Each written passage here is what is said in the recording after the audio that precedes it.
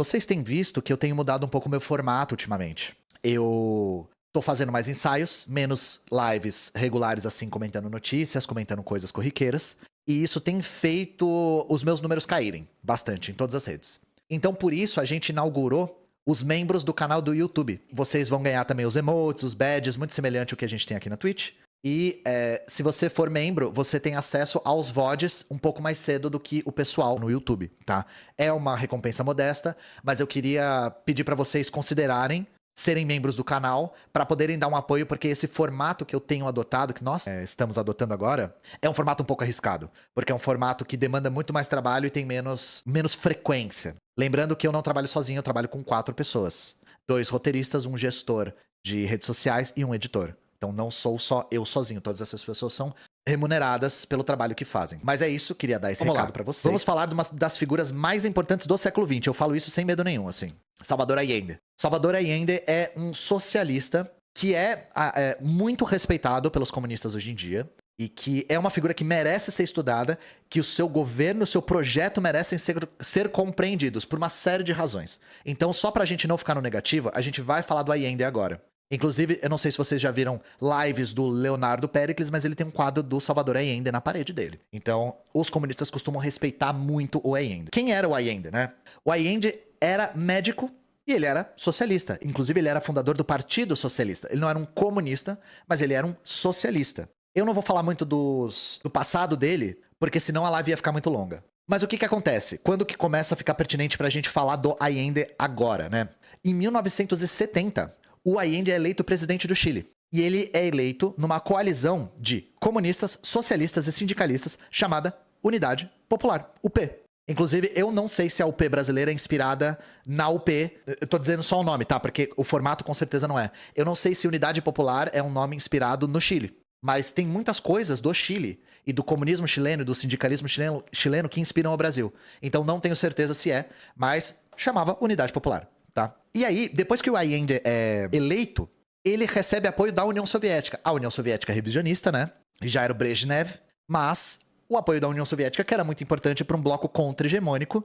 E assim, o apoio da União Soviética já vinha desde a época das eleições, tá? Um apoio um pouco cético, de Cuba também. Mas esse apoio da União Soviética talvez tenha sido decisivo, porque a Unidade Popular ganhou com uma margem muito, muito estreita. Então, o internacionalismo aí teve um papel.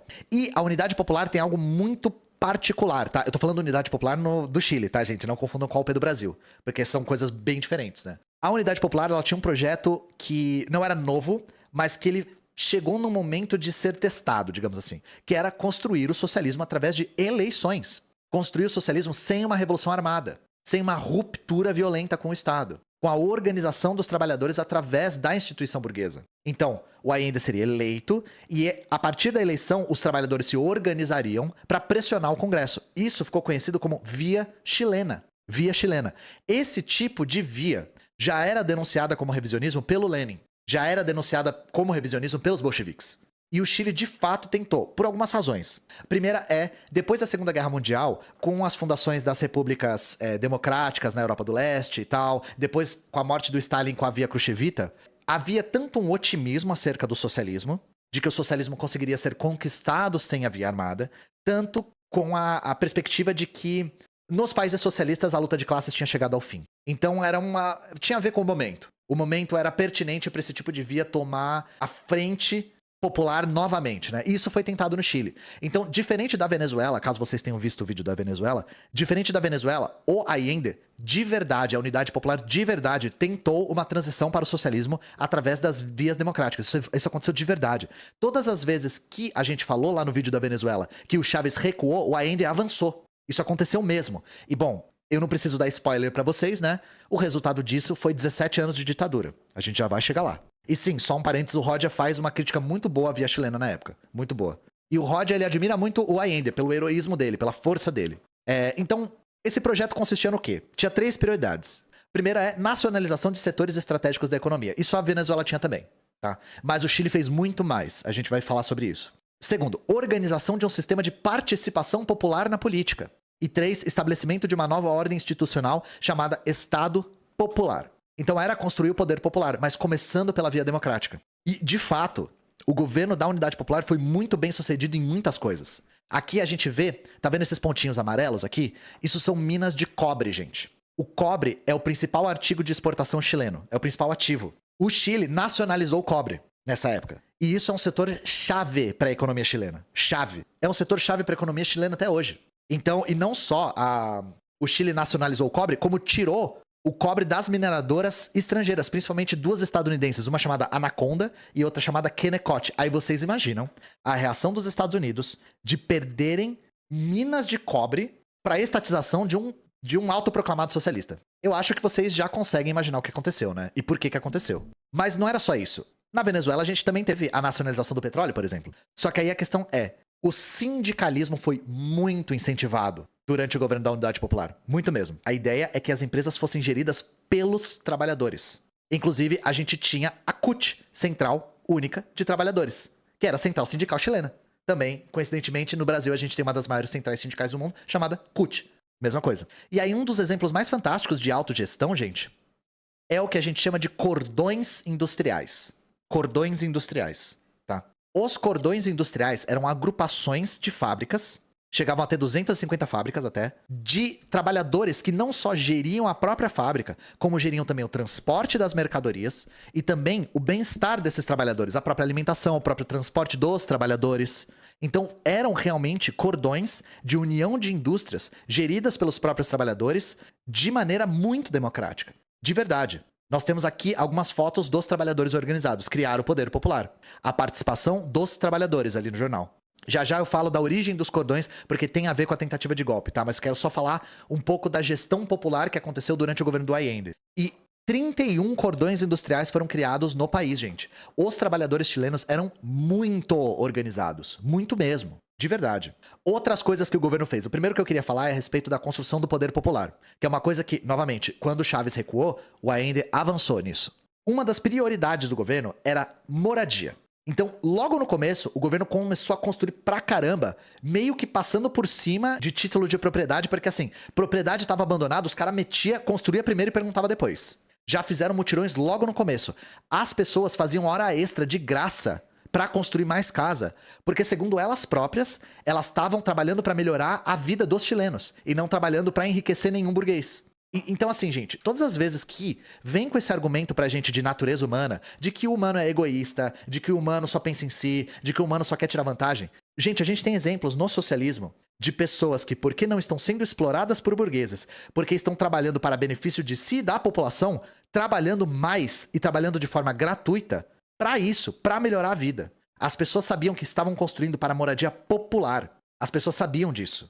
Então elas construíam mais e trabalhavam mais. A gente vê o tempo todo relatos de pessoas em países socialistas se voluntariando para trabalhar. E, inclusive, em Cuba a gente teve isso também. Construção de casa por trabalho voluntário, porque as pessoas sabiam que estavam melhorando a vida dos outros. E não construindo uma casa para ela ser alugada para dar lucro para ninguém.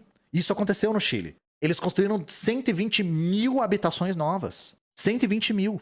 Isso com muito trabalho voluntário e isso com muita, assim, fogo nos olhos, sangue nos olhos, assim, tipo, foi o que eu falei, os caras construíram primeiro e perguntavam depois. Constrói nesse terreno abandonado aí, a gente vê o título de propriedade depois, foi bem assim. Eles não estavam nem aí. Outra coisa, o ensino público foi muito expandido nessa época, muito mesmo. E com leite de graça, chupa Thatcher. A merenda era de graça, mas leite também era de graça. A ladra de leite chora nessas horas. Na mesma época que a Thatcher tava tirando leite, o Allende tava dando leite. Chupa Thatcher. Aqui tem leite e merenda, de graça. Era tudo de graça, na verdade. Uma coisa fantástica que o governo da Unidade Popular fez foram as políticas em direção aos indígenas, gente. Caso vocês não saibam, existe uma etnia indígena no Chile e na Argentina chamada Mapuche. E os Mapuches, eles compõem, acho que 10% da população. Tem Mapuche pra caramba, não é uma minoria tão pequena assim. Acho que chega até 2 milhões de Mapuches. E as políticas em direção aos Mapuches foram fantásticas, porque se devolveu uma série de terras que tinham sido invadidas, se demarcou novas terras para os Mapuches, se expandiu a educação para os Mapuches com a integração deles próprios, lecionando para si próprios, para perpetuar sua cultura, a sua língua.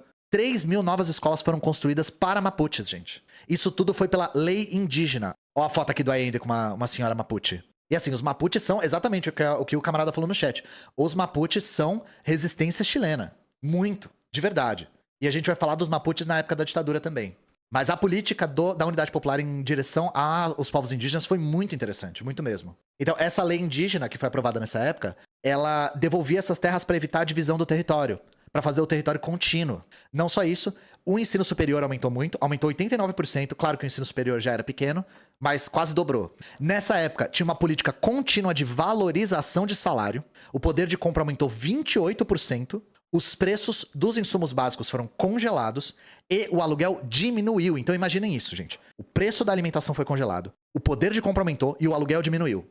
Isso tudo é melhoria da vida da classe trabalhadora. Porque não foi só uma coisa, foram todas as coisas. Outra coisa, o governo fez uma baita reforma agrária. Eles expropriaram 3.479 propriedades. Conseguiram transformar 40% do território agricultável em território de reforma agrária. E isso era mais do que o triplo do que já tinha sido feito. Isso em pouco tempo, né? Outra coisa, o governo Allende criou a Secretaria da Mulher. Eu e a Carol Sardá, o tempo todo que a gente tá aqui na live, falamos que os socialistas têm um projeto muito específico para as mulheres. Nós queremos socializar o trabalho doméstico e o trabalho de criação dos filhos. Então, o que o Chile fez? Fez o que todos os países socialistas faziam. Lavanderia pública, restaurante popular e creche pública. E isso tudo foi feito pela Secretaria da Mulher, que era gerido por mulheres. Para vocês entenderem, ele colocou isso na mão das mulheres. Vocês vão fazer, vocês vão decidir. Além de que essa secretaria também fez o atendimento de saúde especializado para a saúde da mulher. Então isso tudo já era diretriz socialista. Já era. Só que o Allende conseguiu fazer isso tudo baseado num sindicalismo muito forte, num imenso apoio popular, numa conjuntura internacional favorável também nessa época, e em vias eleitorais, que era uma coisa que estava sendo tentada a esse nível pela primeira vez na história. Então é isso, gente. O Allende e a Unidade Popular realmente, de verdade, foram a tentativa mais avançada de implementação do socialismo através de uma via democrática. E eu digo via democrática, salientando a democracia burguesa, tá, gente? Através da democracia liberal burguesa. Ele foi eleito, com voto, por um partido. Igualzinho, em competição de pé de igualdade com... Lógico que não existe pé de igualdade, mas competindo dentro das vias institucionais burguesas com os partidos burgueses. E aí, pra vocês terem uma ideia, mas era via democrática, era revisionismo e tal. Cara, o Allende era muito respeitado pelo Fidel, mas muito mesmo. Fidel visitou o Chile várias vezes. O Allende ganhou a medalha Lenin da Paz.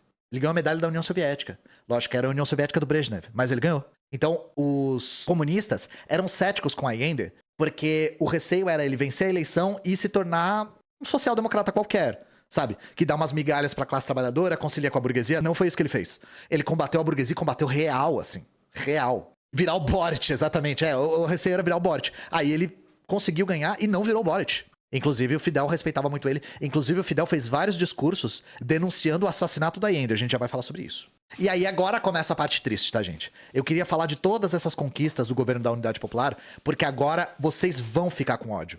O nome é Por que Odiamos. O ódio vai vir, e ele vai vir com toda a força. Vai começar a história do golpe. Então, primeiro de tudo, não era a primeira vez que o Allende se candidatava. O Allende tinha uma história longa com as eleições burguesas do Chile, né? Ele já tinha envolvimento político. Então ele já tinha sido ministro, ele tinha sido senador, ele tinha concorrido à presidência 3 vezes. Inclusive, esse aqui acho que é a última vez que ele concorreu, tem o trem da vitória, aqui, ó. Ó o trem da vitória com a cara dele aqui. Só queria ilustrar com a foto, né? Porque eu achei engraçado o trem da vitória. E ele não foi vitorioso, mas enfim. Quando ele é eleito em 70, eu não preciso dizer pra vocês que a burguesia nacional e internacional ficaram, assim, alerta, pra dizer o mínimo. Eu falei pra vocês, ele nacionalizou o cobre, que era extraído por mineradoras estadunidenses. Vocês sabem muito bem qual que é a reação. Eu ainda também sabia. A estratégia dele era fazer um sindicalismo fortíssimo para se basear no poder das massas, para se preservar no poder. Então, o que acontece? A burguesia claramente não queria esse cara no poder. Qual que é a primeira tática que eles usam? Eles tentam fazer uma guerra comercial. Eles tentam destruir o governo do Allende por vias, digamos assim, materiais. Tentar destruir pela economia. A primeira coisa que eles tentam fazer é estocar produtos de necessidade básica para causar caos. Para desabastecer a população e causar pânico, certo? Então, aqui, gente, isso aqui é um documentário muito longo em 3 partes, chamado A Batalha do Chile. Eu só vou mostrar esse trecho e eu vou até justificar para vocês. Eu costumo mostrar muito vídeo aqui. Só que, como eu tô fazendo esse método de fazer menos live e fazer lives mais trabalhadas, meus vídeos estão correndo o risco de serem desmonetizados por conta desses inserts. Então eu tô tentando usar menos vídeos pra não correr esse risco, porque se eu perder uma desmonetização eu me ferro muito. Aí eu vou mostrar só esse trechinho da Batalha do Chile, porque se der problema a gente só tira esse trecho. Desculpa não enriquecer tanto com vídeos, porque eu preciso tomar cuidado com isso agora. Antes, eu botava vídeo pra caramba porque meu YouTube era tão pequeno que ele não dava dinheiro. E aí eu metia a desmonetização mesmo e dane-se, sabe? Agora não dá mais pra brincar com isso. Mas vamos lá, eu estou falando de estocar produtos de necessidade básica pra causar desabastecimento. Esse trecho aqui que eu vou mostrar. Gracias a una denuncia de un vecino, acá en la unidad vecinal número 8 de la séptima comuna, aquí en Copiapó 319, se descubrió que se encontraban acaparados 20 toneladas de azúcar, 400 cajas de confort, 500 cajas de detergentes, 100 cajas de Nescafé, 100 cajas de leche condensada, 50 cajas de salmón, arroz en grandes cantidades. Claro, esto va a ser vendido acá a los vecinos de este sector, que ya se han agrupado una gran cantidad. Seguramente esta venta va a durar aproximadamente unos 3 días. El gobierno fortalece las hub o juntas de abastecimiento. A los vecinos de este sector, que ya se han agrupado una gran cantidad. Seguramente esta venta va a durar aproximadamente unos 3 días.